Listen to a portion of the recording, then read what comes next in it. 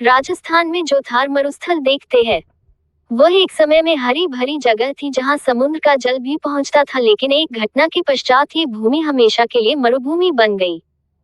आखिर क्यों इसे मरुस्थल में परिवर्तित कर दिया गया, वह उस घटना के पीछे कौन सी कथा जुड़ी हुई है? जब भगवान श्री राम माता सीता की खोज में समुद्र तट पर पहुंचे थे तो पूरी वानर सेना को लंका तक पहुंचने के लिए उसे पार करना था। तब समुद्र देव से मार्ग मांगने के लिए भगवान श्री राम ने 3 दिनों तक निर्जला व्रत किया था, लेकिन समुद्र देव ने उनकी कोई सहायता नहीं की थी। अंतिम दिन भगवान श्री राम समुद्र देव पर इतने ज्यादा क्रोधित हो गए थे कि उन्होंने ब्रह्मास्त्र का अनुसंधान किया व उसे समुद्र देव की ओर तान दिया।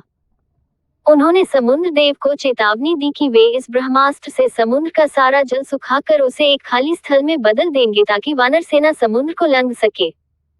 भगवान श्री राम के द्वारा ब्रह्मास्त्र तान देने से समुद्र देव उनके सामने प्रकट हुए व उनसे क्षमा मांगी।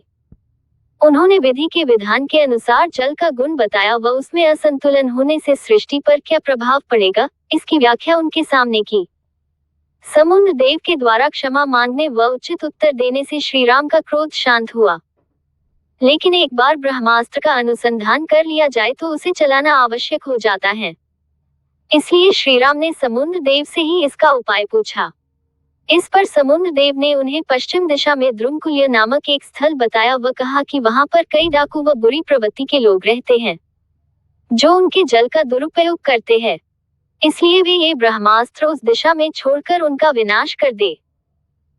समुद्र देव से उपाय जानकर भगवान श्री राम ने उन डाकुओं इत्यादि के विनाश के उद्देश्य से पश्चिम दिशा की ओर ब्रह्मास्त्र चलाया व कहा कि यह ब्रह्मास्त्र वहां की संपूर्ण भूमि को मरुभूमि में परिवर्तित कर देगा, किंतु साथ ही वहां सुगंधित व दिव्य औषधियों का भी निर्माण होगा जो वहां के जीव जंतुओं के काम आएगी। ये कहकर भगवान श्री राम ने उस दिशा में ब्रह्मास्त्र को छोड़ दिया।